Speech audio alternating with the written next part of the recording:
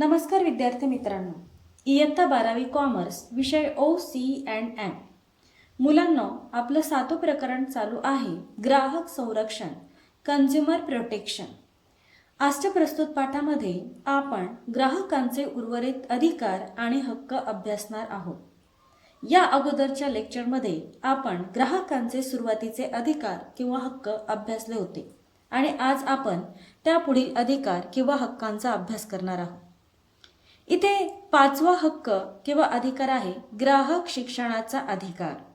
आता ग्राहक शिक्षणाचा अधिकार म्हणजेच ग्राहकांना शिक्षण व प्रशिक्षण घेण्याचा अधिकार आहे.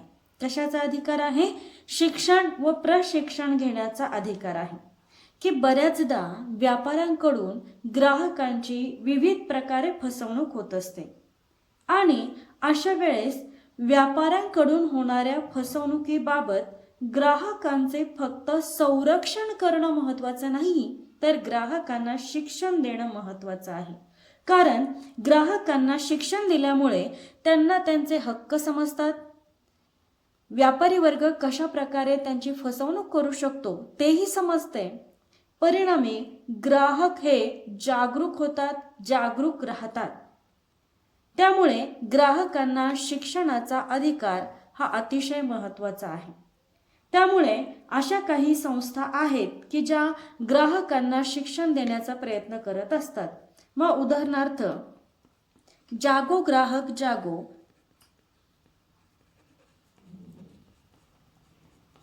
जागो ग्राहक जागो अशा आशयाची जाहिरात तुम्ही बऱ्याचदा TV वरती पाहत असाल. तर हे एक सरकारचाच अभियान आहे की ज्याद्वारे ग्राहकांना जागरूक ठेवलं जातं. ग्राहकांना त्यांच्या हक्काबाबत, त्यांच्या कर्तव्याबाबत जागृती करण्याचं किंवा त्यांना एक प्रकारे शिक्षण देण्याचा प्रयत्न केला जात असतो. त्यानंतर पुढील अधिकार आहे प्रतिनिधित्व करण्याचा अधिकार. आता प्रतिनिधित्व करण्याचा अधिकार म्हणजेच ग्राहक संरक्षण कायदा हा कधीचा आहे? 1986चा कायदा आहे. परंतु 1996 मध्ये या कायद्यामध्ये दुरुस्ती करण्यात आली होती. काय करण्यात आली होती? दुरुस्ती करण्यात आली होती. आणि ही दुरुस्ती करताना ग्राहकांना प्रतिनिधित्व करण्याचा अधिकार या दुरुस्ती अंतर्गत देण्यात आलेला आहे. कधी देण्यात आला आहे? की ग्राहक संरक्षण कायद्यातील 1996 मध्ये जी काही दुरुस्ती केलेली आहे तर त्या दुरुस्ती अंतर्गत ग्राहकांना प्रतिनिधित्व करण्याचा अधिकार दिला गेला आहे. म्हणजेच काय की ग्राहक हा वैयक्तिक किंवा समूहाद्वारे सुद्धा काय करू शकतो? तक्रार करू शकतो. म्हणजे वैयक्तिक तर तो तक्रार करूच शकतो, परंतु या अधिकारा अंतर्गत तो समूहाद्वारे सुद्धा काय करू शकतो? तक्रार करू शकतो. म्हणजेच एकटा तक्रार न करता समूह असून सुद्धा किंवा समूहाद्वारे सुद्धा एखाद्या विक्रेत्याची किंवा उत्पादकाची, व्यावसायिकाची तो तक्रार करू शकतो. म्हणजेच थोडक्यात या अधिकारा अंतर्गत ग्राहकाला ग्राहकांचे हित जोपासण्यासाठी काय करण्यासाठी? ग्राहकांचे हित जोपासण्यासाठी, ग्राहकांचे हित जोपासण्यासाठी प्रतिनिधित्व करण्याची संधी देण्यात आलेली आहे. आता म्हणजे की या प्रतिनिधित्व करण्याच्या अधिकारा अंतर्गत ग्राहक काय करू शकतो? वैयक्तिक किंवा समूहाद्वारे सुद्धा तक्रार करू शकतो. आता त्यापुढील अधिकार आहे तक्रार निवारणाचा अधिकार. आता ज्यावेळेस 1996 मध्ये ग्राहक संरक्षण कायद्यामध्ये जी काही दुरुस्ती करण्यात आली होती तर त्याचबरोबर त्यामध्ये प्रतिनिधित्व करण्याचा अधिकार जसा 1996च्या दुरुस्तीमध्ये ग्राहकांना प्राप्त झालेला आहे, तसाच तक्रार निवारणाचा अधिकार सुद्धा या प्रतिनिधित्व करण्याच्या अधिकाराबरोबरच ग्राहकांना प्राप्त झालेला आहे. म्हणजेच तक्रार निवारणाचा अधिकार म्हणजेच की ग्राहकाने फक्त तक्रार करणं आवश्यक नाही, तर त्या तक्रारीचं निवारण सुद्धा केलं पाहिजे. काय केलं पाहिजे? तक्रारीचं निवारण सुद्धा केलं पाहिजे. मग ह्याच निवारणाचा अधिकार हा 1996च्या दुरुस्तीनुसार ग्राहकाला प्राप्त झालेला आहे. म्हणजे फक्त तक्रार करणं इथपर्यंत ग्राहकांना न्याय देणं पूर्ण होत नाही. म्हणजे फक्त तक्रार दिल्यामुळे ग्राहकांना न्याय मिळत नाही, तर तक्रार दिल्यानंतर ग्राहकांना न्याय मिळवण्यासाठी योग्य प्रकारे ती तक्रार निवारणे म्हणजेच दावे मिटवणे हे ह्या अधिकाराअंतर्गत ग्राहकाला प्राप्त झालेलं आहे. की बऱ्याचदा ग्राहकाला काय होत असतं की विविध प्रकारे ग्राहकाची जी फसवणूक होत असते, तर त्या फसवणुकी संदर्भात ग्राहक जशी तक्रार दाखल करू शकतो, तसंच त्या तक्रार निवारणाचा अधिकार हा ग्राहकाला कायद्याने प्राप्त करून दिलेला आहे. आणि हा जो तक्रार निवारणाचा अधिकार आहे की बऱ्याचदा हा कायदा काय करतो किंवा हा जो अधिकार आहे तो काय करतो की जर समजा ग्राहकाची कोणत्याही कारणास्तव फसवणूक झाली असेल, तर अशा वेळेस तो त्या फसवणुकीसाठी त्या विक्रेत्याला जाब विचारू शकतो किंवा त्याला जे काही नुकसान झालेलं आहे ते नुकसान भरपाई देण्यासाठी तो त्याला म्हणजे नुकसान भरपाई तो ती मागू शकतो. तसंच तक्रार निवारणासाठी सरकारने सुद्धा त्रिस्तरीय योजना निर्माण केलेली आहे. कोणती योजना? त्रिस्तरीय योजना निर्माण केलेली आहे. आता ही त्रिस्तरीय योजना म्हणजेच त्रिस्तरीय योजनेअंतर्गत ग्राहक जिल्हा आयोगाकडे किंवा त्यावरील आहे तो राज्य आयोग किंवा त्यावरील आहे तो राष्ट्रीय आयोग, अशा प्रकारच्या त्रिस्तरीय योजना आहेत म्हणजेच आयोग आहेत.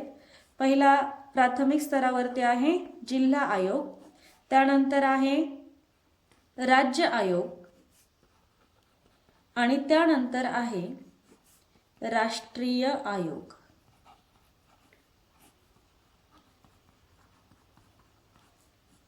म्हणजेच काय आहे की तक्रार निवारण्यासाठी ग्राहक संरक्षण कायद्याने त्रिस्तरीय योजना किंवा त्रिस्तरीय तक्रार निवारण यंत्रणा उभारलेली आहे की ही निवारण यंत्रणा जी आहे ती जिल्हा आयोग, त्यानंतर राज्य आयोग, त्यानंतर राष्ट्रीय आयोग अशा त्रिस्तरीय रचनेची निर्मिती ही ग्राहक संरक्षण कायद्याने केलेली आहे.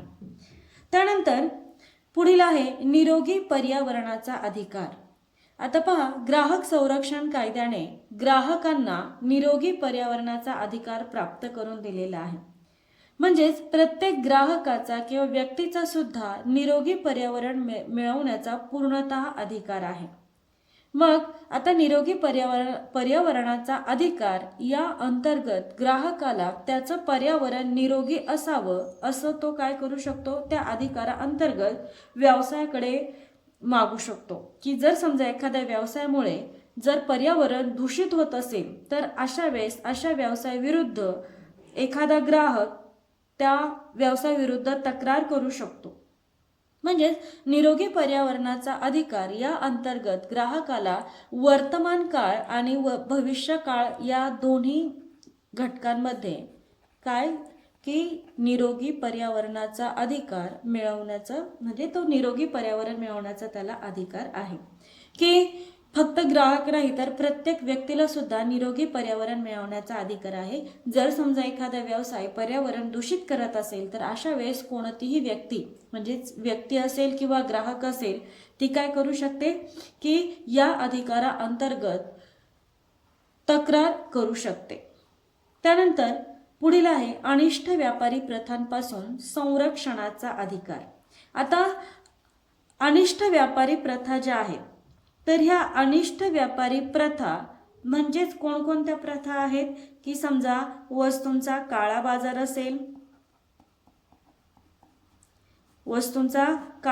असेल, किंवा नफेखोरी वृत्ती असेल, व्यापारी नफेखोरी वृत्ती ठेवतात आणि त्यामुळे खूप मोठ्या प्रमाणात वस्तूंची किंमत ग्राहकांना मोजावी लागते. त्यानंतर चुकीची वजने मापे. आता चुकीची वजने मापे म्हणजे काय की बऱ्याचदा विक्रेते काय करतात की ठराविक वस्तू जास्त वजनाची आहे अशी आपल्याला म्हणजे ज्या वजनाची आपण किंमत देत असतो तेवढ्या वजनाची ती वस्तू असत नाही. समजा 1 किलो वजन असेल तर वजन काट्यामध्ये काहीतरी फेरफार करून चुकीचं वजन ते वापरतात आणि परिणामी आपल्याला कमी वजनाच्या वस्तू जास्त किमतीमध्ये घ्याव्या लागतात.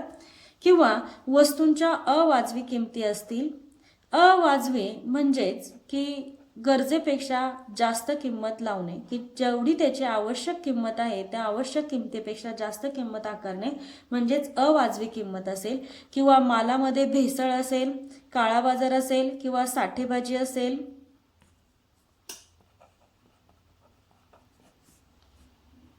तर अशा प्रकारच्या ज्या प्रथा आहेत, आता प्रथा का म्हटलेलं आहे की कारण बरेच व्यापारी अशा प्रकारची कृती करून मोठ्या प्रमाणात नफा मिळवत असतात.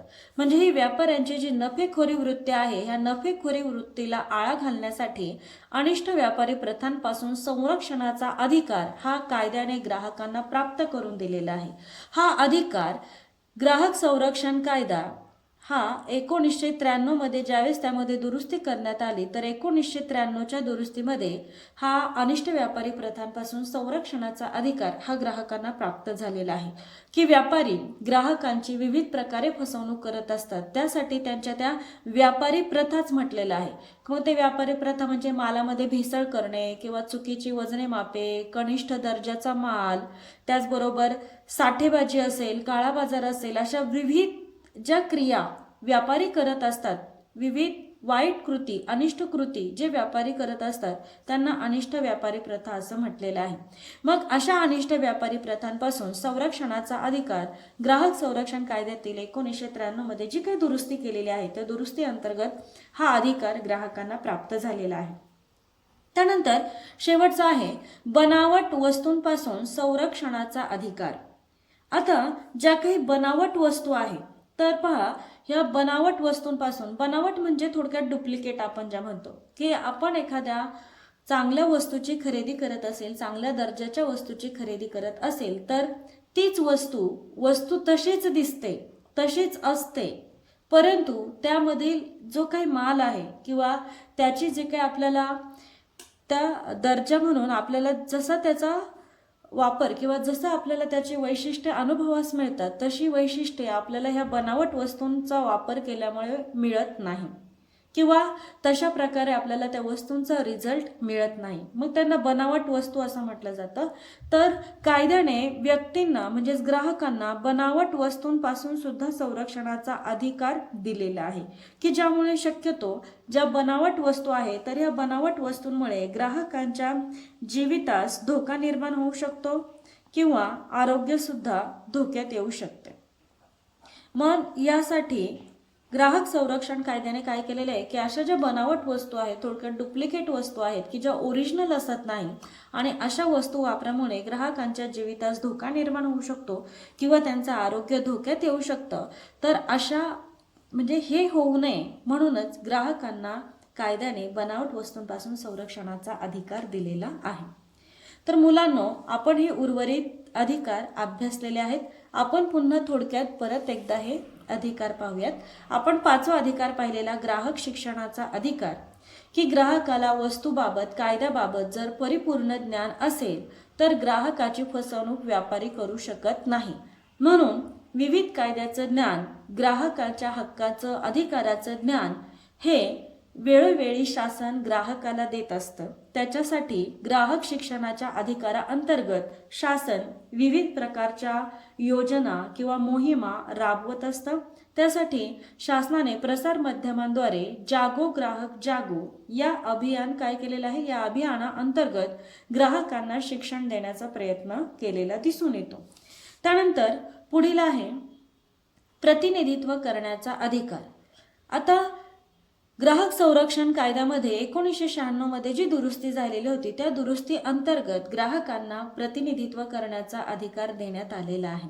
मग प्रतिनिधित्व करण्याचा अधिकार म्हणजे काय, की ज्या वेळेस ग्राहक व्यापारी वर्ग यांच्याकडून फसवला जात असेल किंवा त्याची फसवणूक होत असेल, तर अशा वेळेस तो काय करत असतो, वैयक्तिकरित्या तक्रार दाखल करत असतो. पण कधी कधी समूह मिळून सुद्धा, म्हणजे व्यक्तींचा समूह मिळून हा सुद्धा काय करू शकतो, तक्रार दाखल करू शकतो.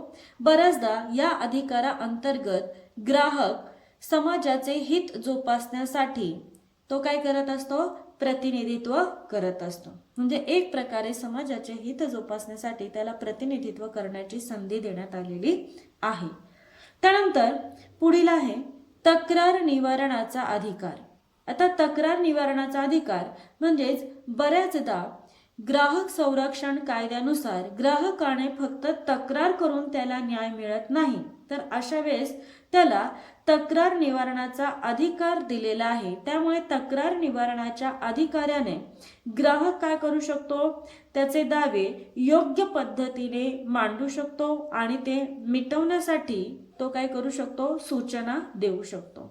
बऱ्याचदा तक्रार निवारणाच्या अधिकाराअंतर्गत काय केलं जातं की ग्राहकाला तक्रार निवारणाचा अधिकार जो काही प्राप्त झालेला आहे त्या अधिकाराअंतर्गत ग्राहक हा तक्रार निवारण करण्याचा प्रयत्न करू शकतो आणि तसा सूचना तो वेळोवेळी देऊ शकतो. आता ह्या ग्राहकांच्या तक्रार निवारण करण्यासाठी सरकारने त्रिस्तरीय तक्रार नियंत्रण किंवा निवारण यंत्रणा उभारलेली आहे.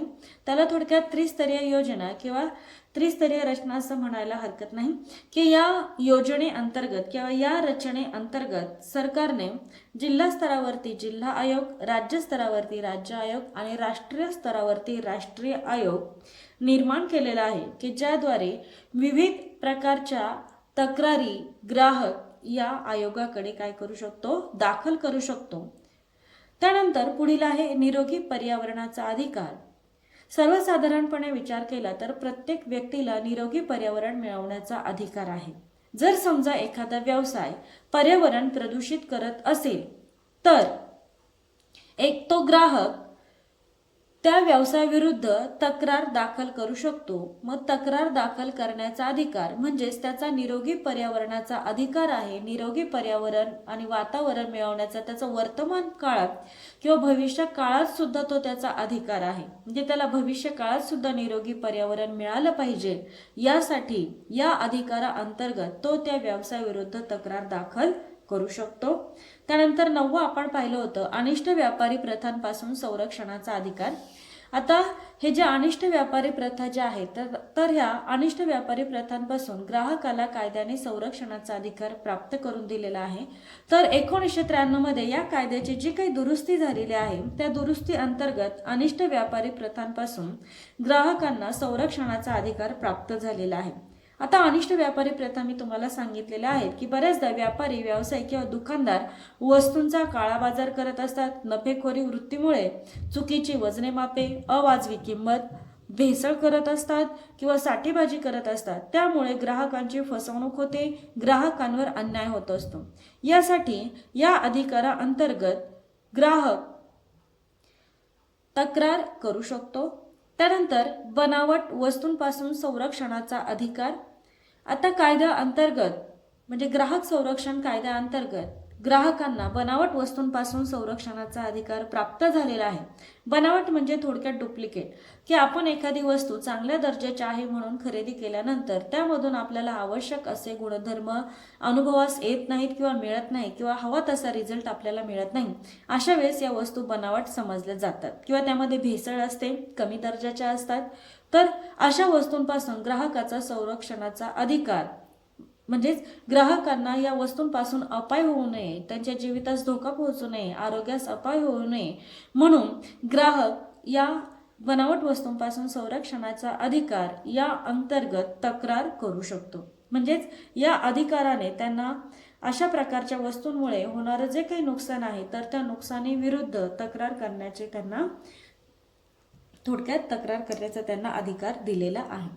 मुलांनो, अशा प्रकारे आपण जे काही विविध प्रकारचे अधिकार अभ्यासलेले आहेत तर या अधिकाराअंतर्गत आपल्याला सुद्धा विविध प्रकारचे आपले अधिकार माहिती झालेले आहेत की सुरक्षिततेचा अधिकार असो, माहितीचा अधिकार असो किंवा वस्तू आणि सेवा निवडीच्या अधिकाराअंतर्गत कोणताही विक्रेता आपल्यावर वस्तू घेण्याबाबत जबरदस्ती करू शकत नाही किंवा आपले म्हणणे हे विक्रेत्याला ऐकून घ्यावेच लागते, नाही घेतले तर आपण त्याच्या विरोधी तक्रार करू शकतो.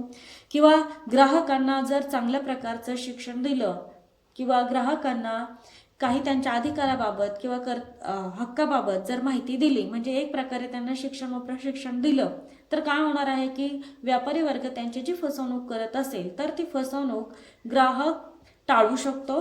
त्यानंतर प्रतिनिधित्व करण्याचा अधिकार पाहिलेला आहे आपण. त्यामध्ये आपण काय पाहिलेलं आहे की बऱ्याचदा ग्राहक वैयक्तिकरित्या किंवा सामूहिकरित्या तक्रार करू शकतो आणि ज्यावेळेस प्रतिनिधित्व करत असतो त्यावेळेस तो प्रतिनिधित्व करण्याची संधी म्हणजेच एक प्रकारे समाजाचं हित जोपासण्याची संधी असते. तक्रार निवारणाचा अधिकार म्हणजेच की ग्राहक फक्त तक्रार करून न्याय मिळवू शकत नाही, तर तक्रार निवारणाच्या अधिकाराअंतर्गत तो काय करू शकतो, न्याय मिळवू शकतो. यासाठी सरकारने त्रिस्तरीय तक्रार निवारण यंत्रणा उभारलेली आहे की त्या तक्रार निवारण यंत्राअंतर्गत जिल्हा आयोग, राज्य आयोग आणि राष्ट्रीय आयोग अशा ह्या त्रिस्तरीय रचनेद्वारे ग्राहकाला न्याय मिळवून दिला जातो. त्यानंतर निरोगी पर्यावरणाचा अधिकार. प्रत्येक व्यक्तीला, ग्राहकाला जसं आपल्याला वाटतं की आपल्या आजूबाजूला चांगलं पर्यावरण असावं, पण जर एखादा व्यवसाय जर असं वातावरण दूषित करत असेल तर आपण सुद्धा ह्या तक्रार काय करू शकतो, त्या व्यवसायाविरोधी तक्रार करू शकतो. त्यानंतर अनिष्ट व्यापारी प्रथांपासून संरक्षणाचा अधिकार. ग्राहक संरक्षण कायद्याने आपल्याला हा अधिकार प्राप्त करून दिलेला आहे. जर आपला एखादा व्यापारी आपली फसवणूक करत असेल तर अशा वेळेस आपण त्याच्या विरोधी सुद्धा तक्रार करू शकतो. मग ती फसवणूक कोणती असेल, समजा काळा बाजार करणं असेल, नफेखोरी, चुकीची वजने मापे किंवा अवाजवी किंमत असेल किंवा भेसळयुक्त माल विक्री करत असेल तर अशा व्यापाराविरुद्ध आपण तक्रार करू शकतो. किंवा बनावट वस्तू, बऱ्याचदा आपण चांगल्या दर्जाची वस्तू म्हणून एखादी वस्तू खरेदी करतो परंतु आपल्याला ती वस्तू बनावट वाटते किंवा आपल्याला लक्षात येतं की ही वस्तू ओरिजिनल नाहीये, डुप्लिकेट आहे. अशा वेळेस आपण त्या व्यापाऱ्यांची सुद्धा तक्रार करू शकतो. म्हणजे पहा की आपल्याला आपले हक्क आणि अधिकार बऱ्याचदा माहिती नसतात, परंतु या पाठामधून आपल्याला आपले अनेक हक्क आणि अधिकार माहिती झालेले आहेत. भविष्यात तुम्ही सुद्धा अशा प्रकारच्या अधिकारांचा आणि हक्कांचा वापर स्वतःवरती अन्याय होऊ नये यासाठी करू शकता. अशा प्रकारे मुलांना आपलं हे अतिशय महत्त्वाचं असं लेक्चर इथेच संपलेलं आहे. धन्यवाद.